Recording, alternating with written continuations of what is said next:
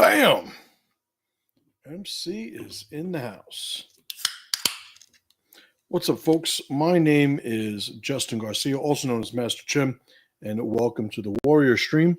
I'm here every Wednesday at noon Eastern Standard Time, taking a topic, deep dive, and having a good time while doing it. Some housekeeping before we get started. You guys know that in the description, I have various links associated with my work, things that I'm putting out, from the book that I've written, TRIBALNOMICS, to my email list. And if you are not getting my emails, you are messing up. You can go to masterchimletter.com and sign up for the email list. I send an email every morning. It's free, and I tend to have a little bit more freedom on those emails than I have on various social media platforms. So, good topic, I think, planned for today. The idea of what a dragon squad is something that I think most men need to understand, and it includes, or it's connected to, a bunch of dynamics that I think a lot of men tend to conflate and overlap unnecessarily, or maybe even incorrectly.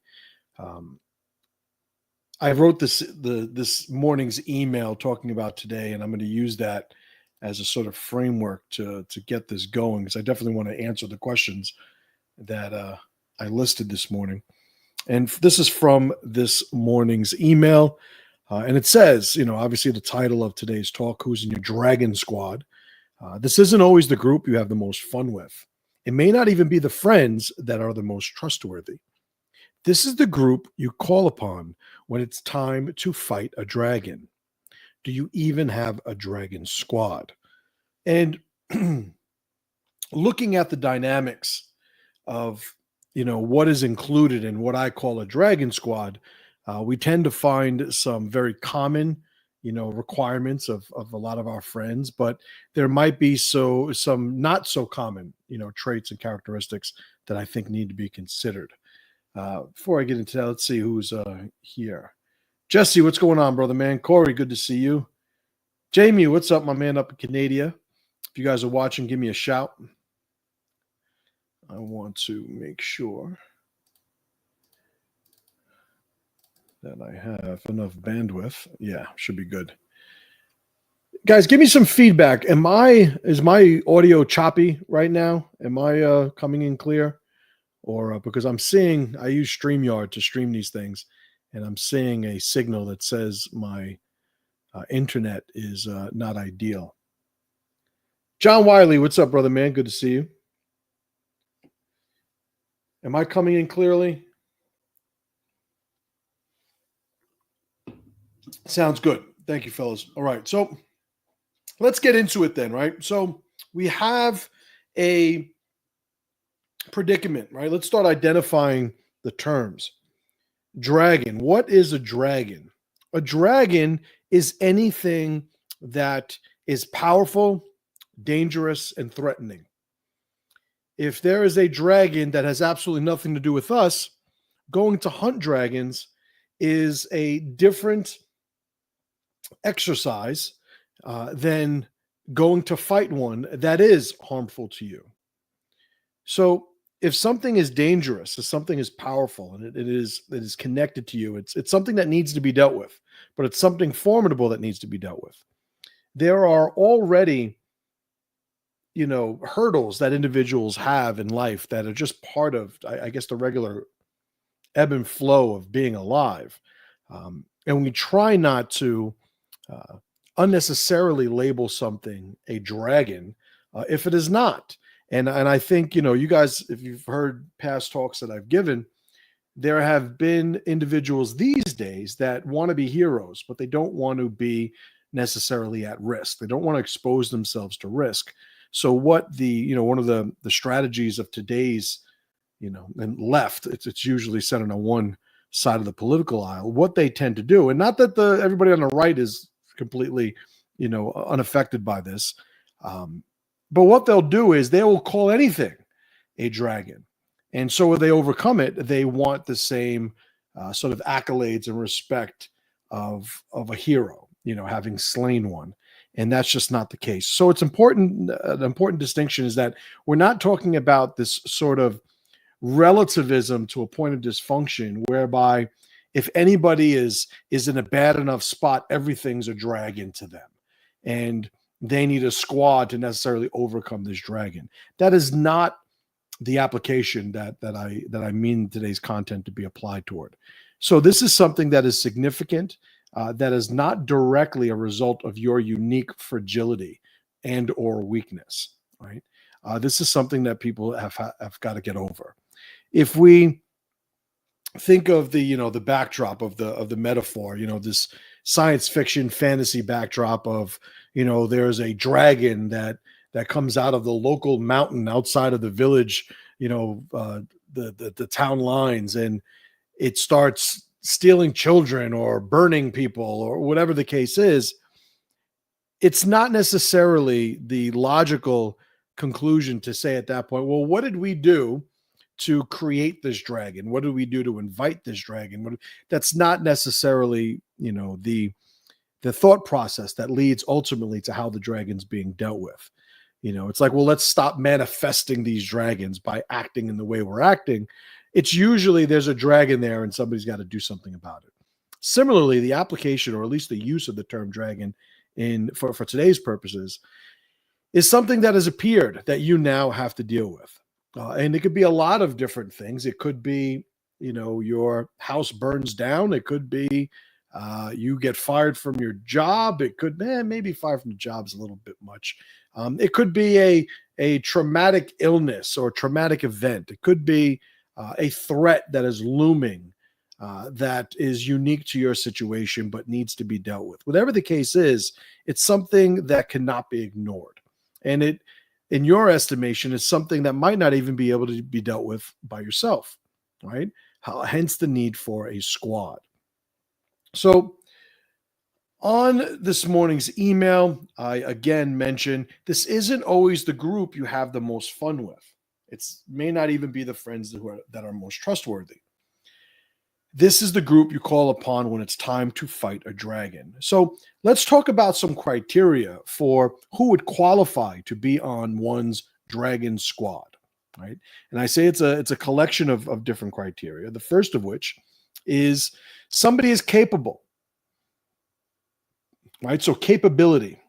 If you're somebody who is, in one of these dragon-esque scenarios, right? And you need to recruit somebody to be on your squad to help you overcome it.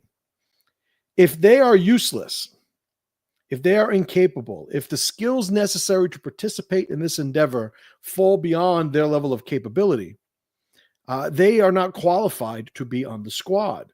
So it's not, and worth noting, it's not just, whoever you're going to put in the role is in the role, therefore whatever characteristics they have are the characteristics of somebody in the role, not necessarily. I want these to exist sort of as an ideal, right? So you could have a squad, it might not be a dragon squad.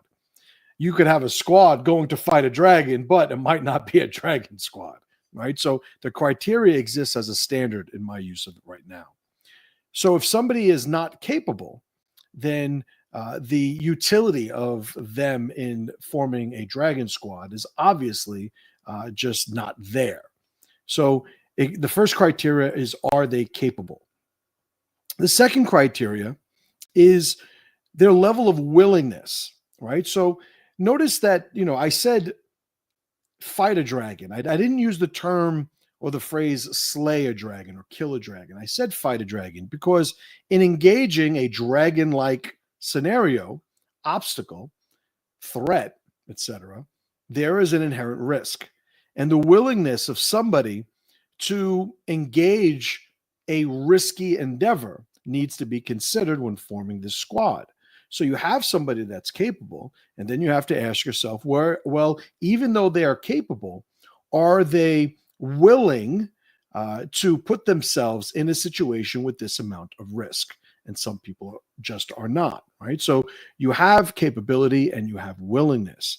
The next one is loyalty. They're capable of doing it. They're willing to do it, but are they willing to do it for you? Are they willing to expose themselves to that risk for you?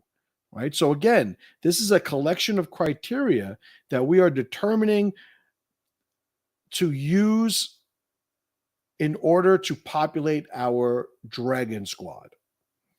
They're capable. They are willing. They are loyal enough in that they will invest in you, their exposure to this risk, to help you overcome this scenario.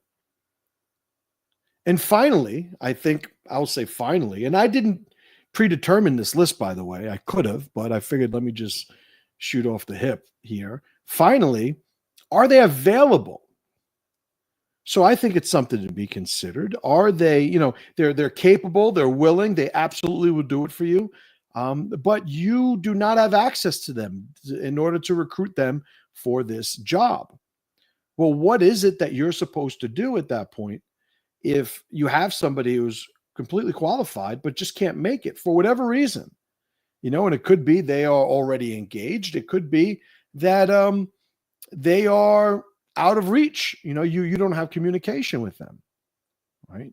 And so when we're looking at these different elements, we start to determine, well, if I'm looking at the people around me right now, what are their qualifications where these things are concerned? Are the people around you capable? And what is capability? What are the things that you would anticipate would be dragon-like to you? Would it be some sort of natural disaster? Would it be some extreme medical emergency? Would it be an actual physical threat? Maybe even, like connected to some threat of violence, etc. Whatever extreme scenario, do you have people who you consider to be capable? Now, I will say from my own practice, and how I live my life, I tend to have people with full stack capabilities. Full stack is a phrase used in the business world, talking about categories of employees. But full stack for my purposes here is somebody who is not necessarily just uniquely qualified in one particular scenario, right? I'm not filling my Justice League with Aquaman, Skyman, Landman, and I don't know what's that, the Spaceman, I guess, right? I'm looking for full stack people. I'm looking for people that are going to be able to lift heavy shit, do violence, help me, navigate a precarious situation strategically. Whatever the case is, I try to connect myself with as many full stack, allies as I can. So when it comes to capability, that's always something that I'm looking to be around. And I would ask you, the viewer right now, looking at the friends that you have, are they necessarily capable?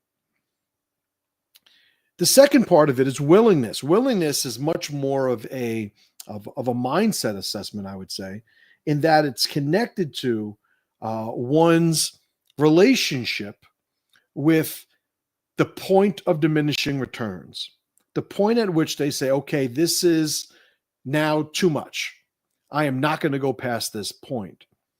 And a level of willingness is something that if somebody's never had a relationship with adversity, it's very hard to determine what their willingness would actually be. It's like, oh, this guy would never leave me. This guy would never leave me in a rough spot, if in a jam or, like, well, how do you know? I'm sure you guys at some point have seen those videos when owners have dogs that are, supposed to guard them and their homes, and they run this experiment. You can go on YouTube; they're all over the place, where you see these trusted companions and defenders, or so they thought, either run behind the owner when a threat presents itself. There's this one hilarious video where the dog leaps out of a window to get away from the bad guy, leaving the owner, by himself in the house. Well, I would contend that many of your friends are the same way. You just don't know it yet, right? If you've never, and I've said this before, this isn't the first time I'm making this point. If you've never exposed your friends to a level of adversity that would melt a weaker man, how do you know they wouldn't melt, right? Not saying that they would, and understand that distinction. I'm just saying they haven't yet proven themselves to be able to withstand that level of pressure. So you have capability. and then you have willingness. A lot of people talk the game of willingness, but I don't think it takes a very, experienced, individual to understand that people will a lot of times talk in a way that far exceeds their level of actual willingness in the real world, on the spot, right? So next we've gone over capability, we've gone over willingness. Next is loyalty, right? So you guys have heard me say before, loyalty is an investment, not a debt. Well, the person who's on your dragon squad, potentially, are they so loyal to you? Meaning, are they so interested in investing in you that they would expose themselves to the risk that being on that squad represents? Again, I will remind that I didn't say to go kill a dragon, right? I didn't say slay the dragon, kill the dragon. I said fight the dragon. And I have never seen a dragon, but I would imagine that they're not necessarily easily fought. Certainly not easily killed or slain. So the commitment to fight the dragon also is a reflection of one's ability or willingness to expose themselves to the risk, right?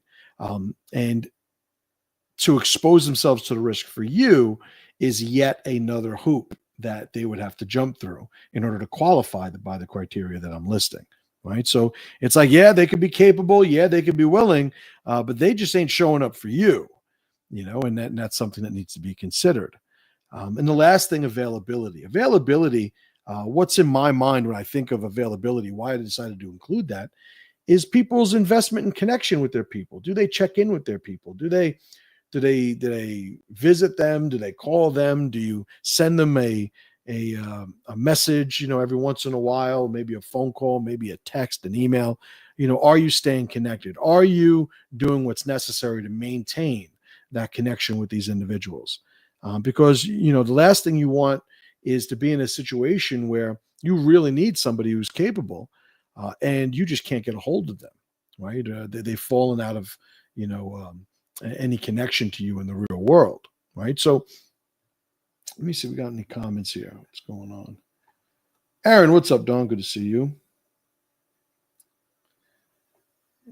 Aaron says, Jamie is my whole dragon squad.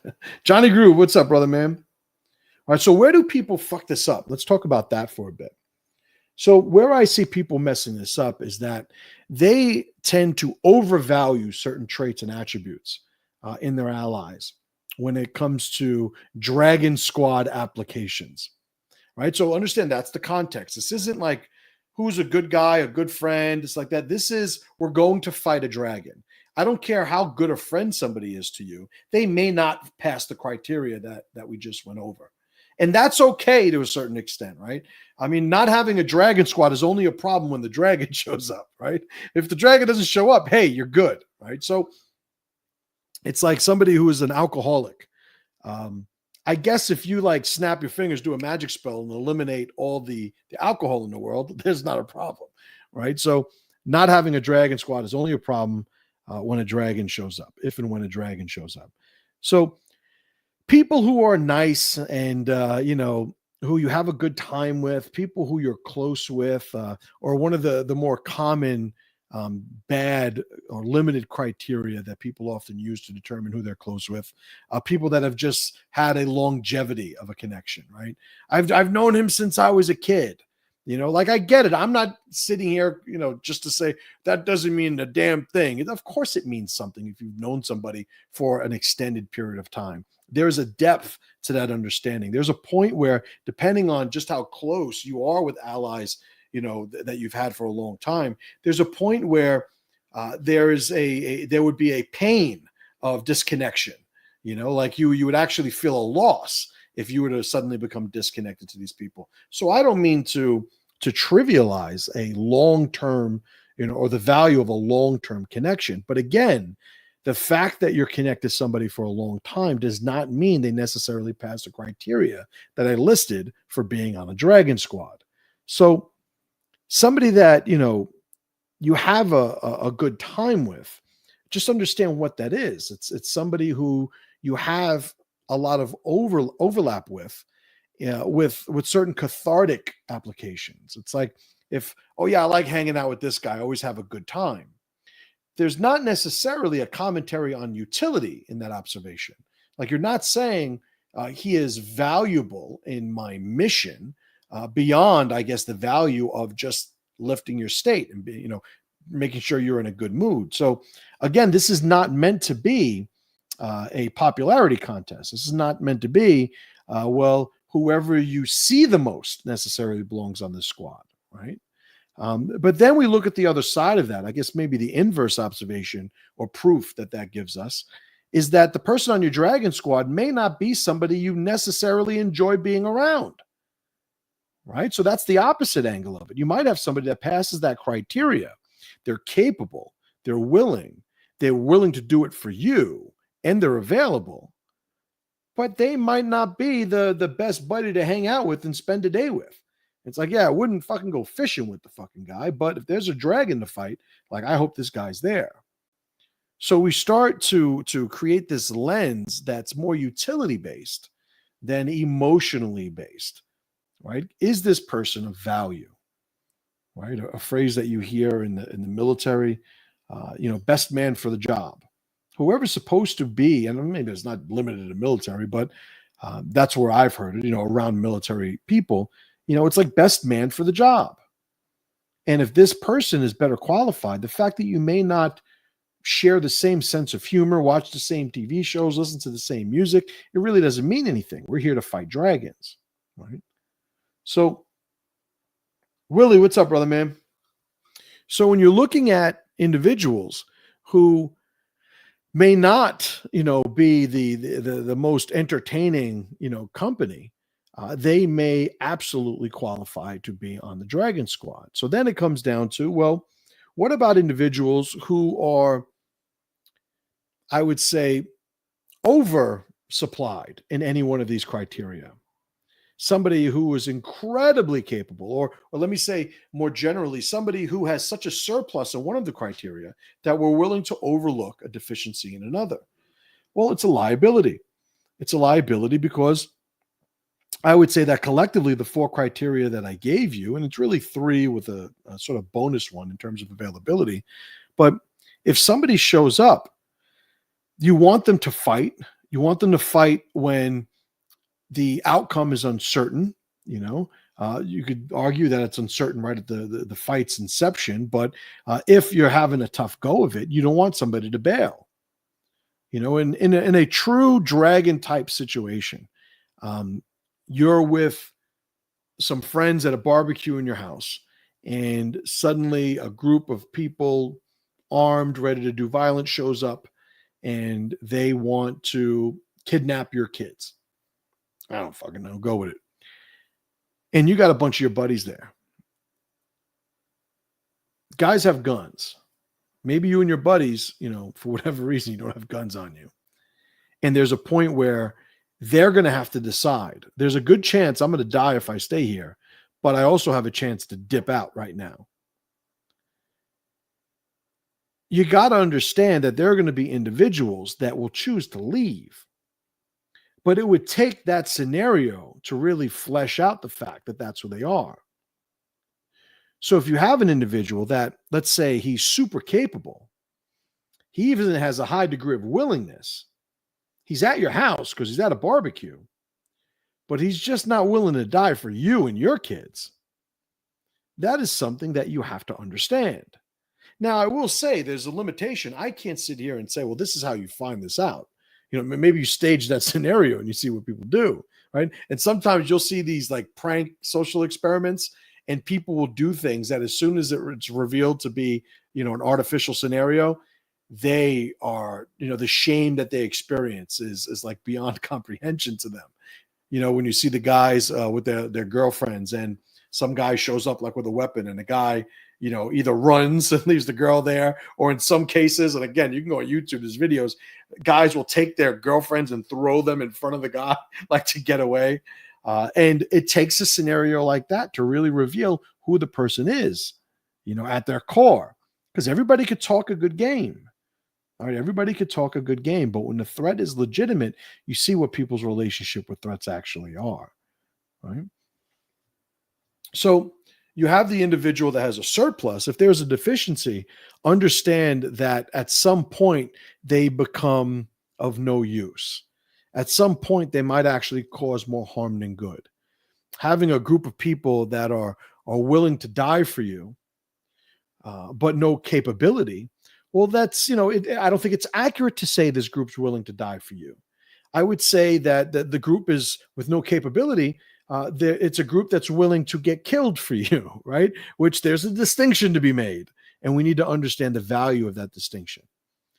So how do you remedy this? Well, number one, you surround yourself with capable people. If the people you enjoy being around are not capable, then maybe you start installing rituals that increase their capability. I can't tell you how many friends I've had over the years that I used to spend, a lot of time with, hanging out and whatnot. And then when I started training martial arts, the conversation was always, hey, you don't hang out anymore. You don't, we don't go to the movies. You don't chill, parties, this and that. And I would tell them, listen, I'm training 6-7 days a week. I'm always there. Feel free to come by, see me whenever you want, but that isn't what they were asking. They were asking to just stay at that current level of capability. Right. And the pressure that I put on people that are connected to me to become more capable is palpable. Like, I don't hang out with bitches, and the expectation is like, you have to be on it, and you have to be doing for yourself what I'm doing for myself. And we need to be becoming more capable, because then what's the fucking point? All right. So capability is non-negotiable. If you're hanging around a bunch of losers, and I don't need to call them losers to you, like, I don't need to personalize this, but if some of your friends are losers, some people will say, but he's a good guy, he's this, that, and I'm just going to ask you, like, well, just understand, there's a certain point where if this individual is not producing for himself, he is only ever going to be a liability to you. Right? Doesn't mean that you can't help people that need help that are connected to you. But when a condition of your alliance is you helping them in some sustainable way, that's a liability. Right? So the people you're hanging around with, and there's a point where, and it's something that it's hard to just give a concrete rule on, because admittedly, there are consequences to isolation past a certain point. So there is a certain point where, and a lot of the coaching students that I have, a lot of them find themselves isolated, and it's usually the isolation and the symptoms that arise from isolation usually cause them to seek out somebody like me to help coach them through navigating some of the scenarios that they're in. So there is a consequence being isolated for too long, but that does not disarm or debunk the advice that I would give to get rid of and cut off people who are liabilities.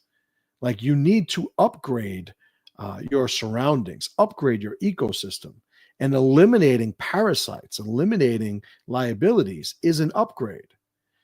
At some point, if the social connections are not replaced, then you will start to suffer the symptoms of isolation. But it still is not an argument against cutting off, parasites and liabilities, right? So if you're somebody who's around people who are not capable, then, and again, like, I don't give a fuck. I'm just a guy on the internet for a lot of you guys. And like, you do what the fuck you want. You can hang out with all the losers. So one of the things about hanging out with losers is that sometimes, you feel really good about yourself. If you could look at everybody around you and see that in whatever way that you're measuring it, you're doing better than they are. Right. But to me, it's like you're the fucking the tallest midget in that situation. The smartest retard. Are we allowed to say retard now that Trump got elected again?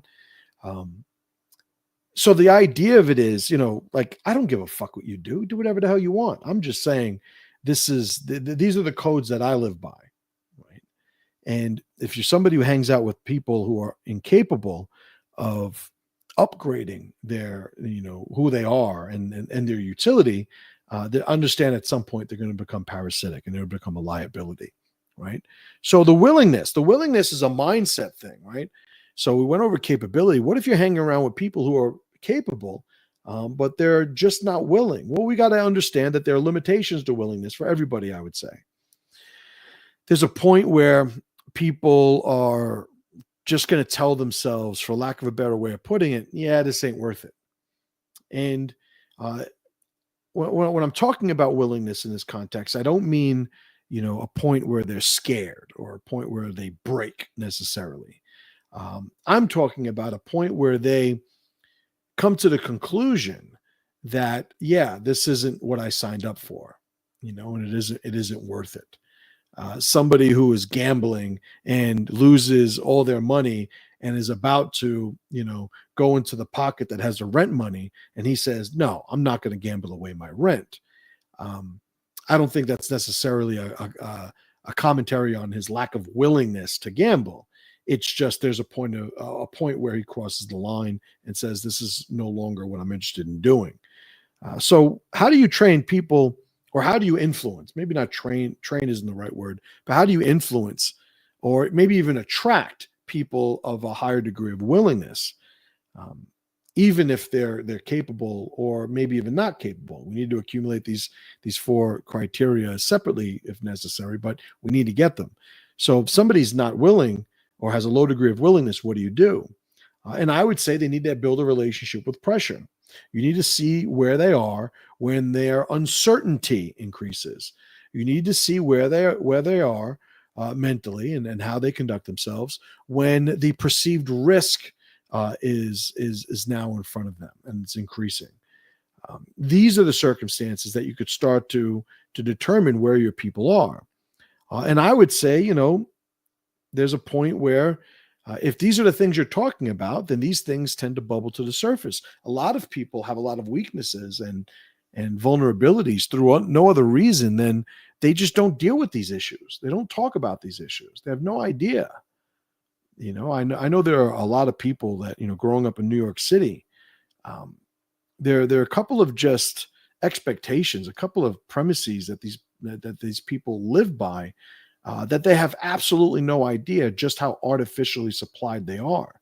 The fact that the lights are always on, the fact that, there's something on the radio, that the trains are working, that, like whatever the case is, it's such an artificial environment and ecosystem that there tends to be a sort of entitlement to these things that are completely artificial in nature. Well, when you look at people who have compromised willingness, a lot of times it's just for the first time they are introduced to an environment that they never even considered as being possible. Good buddy of mine, Tuan Tom, tells a story of a training partner of his who was doing some training years ago in the woods. And this training partner of his was from the city. And as it got darker, the guy was like having like a borderline anxiety attack because he didn't understand how dark it actually got, in the woods. And listen, I speak from experience. I'm somebody, born and raised in the Bronx, New York. When I'm, the first couple of times you start finding yourself in the middle of the woods at nighttime, you understand what dark actually is. And it's a situation that I had never been exposed to, or maybe through the eyes of a child, it was different because my parents did take me camping when I was a kid. But as an adult, there is certainly something to get used to. There is definitely a change that you acknowledge and are aware of. Well, this is the exposure to the sort of uncertainty where people could build a relationship with where their willingness actually is, right? It's like, yeah, I'll fight anywhere you want, but I can't swim, So it's like, if we got to fight in the water or if we got to swim, I count me out. I can't do it. And at least that is an understanding of one's limitations. But the last thing you want is somebody who says they're all about it. You take it at face value, then wind up in a situation where they leave you high and dry, right? So now the loyalty issue, why would they do it to you or for you? They're capable of fighting the dragon. They're willing to fight a dragon for the right reasons. But are you one of those reasons?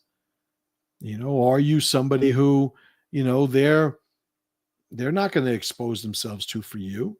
If it was somebody else, it was for themselves, somebody closer to them, maybe they would do it. But if it's not for you, you need to know that.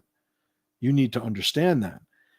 Maybe how this reveals itself isn't as, as dire and surprising as a limitation of the other criteria would be, but maybe it's in that you've always thought that you'd be able to count on this guy and call on him should the need arise. And then when you finally do, he's like, yeah, no, I'm not, like, listen, I got a family. I'm not doing that.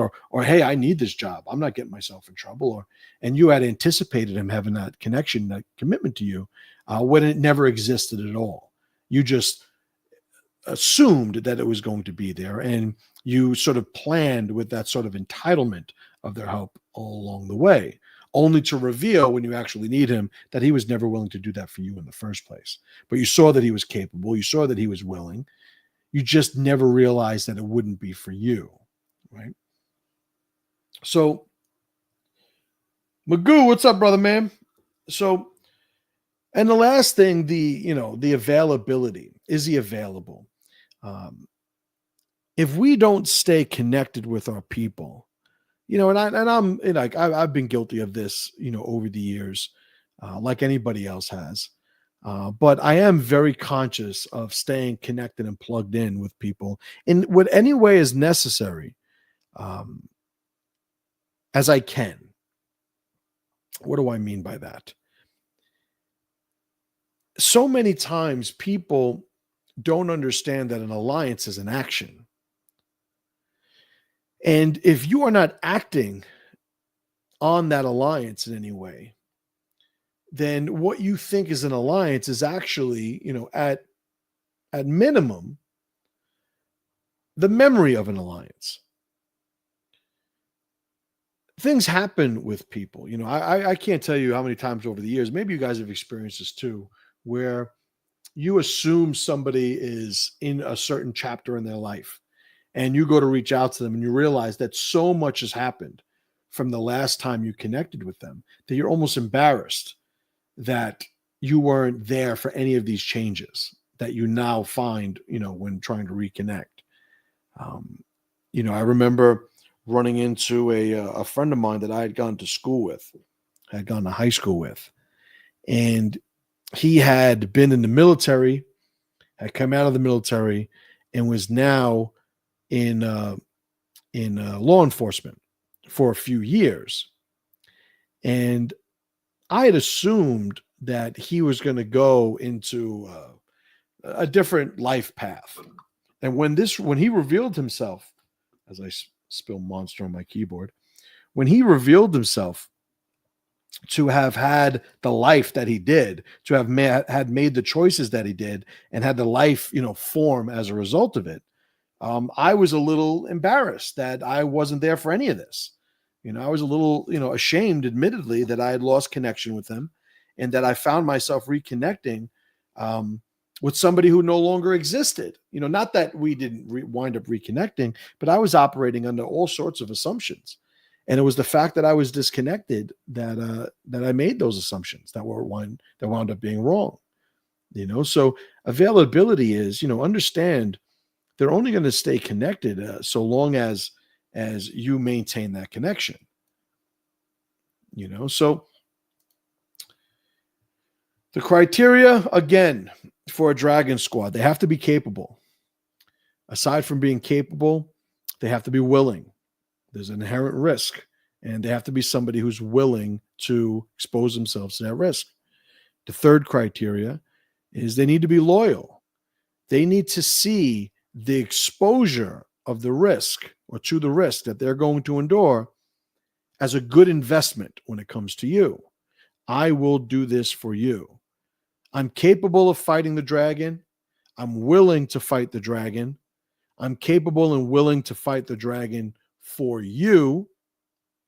And then the final criteria is availability. And I'm willing to do it now. Right? So, all right, I got out what I wanted.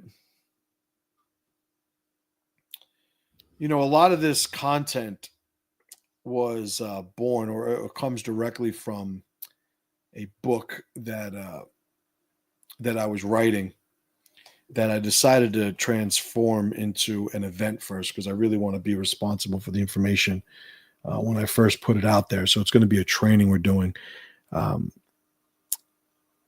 want to add an insight, right? And I'm just taking an excerpt from one of my writings, and I'm going to read that here. And it pertains to the topic today. And it talks about an individual who, just this excerpt, talks about an individual who I say has a deficient temperament. A deficient temperament means that there needs to be a certain temperament in order to do this job, meaning they need to show up capable, overlapped, if their temperament is going to qualify them to do this job. So the job requires a certain level of function, and when they show up, they have a deficient amount of temperament so that they're not functional. I'm going to read this quote now.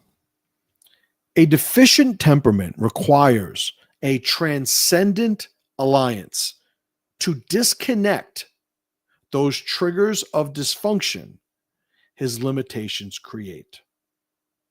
He will not stay loyal unless the loyalty switch is beyond his grasp.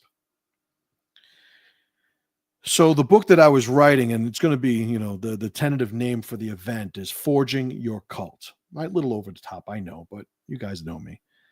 And what this quote speaks to is when you need somebody, in this particular instance, on your Dragon Squad, who has a temperament that is deficient in one or maybe some of the criteria. And how creating a transcendent alliance, meaning a connection of that individual to a mission that will allow you to increase its capability to become functional. But that transcendent alliance needs, by definition, to be out of his reach. I'm not going to get into too many specifics on this. I don't want to start treading onto, controversial topics unnecessarily. But what I will say, those of you that have heard that quote and understand the way that I mean it and how it could be applied, then you're welcome. But everybody else, I hope you got something out of this talk.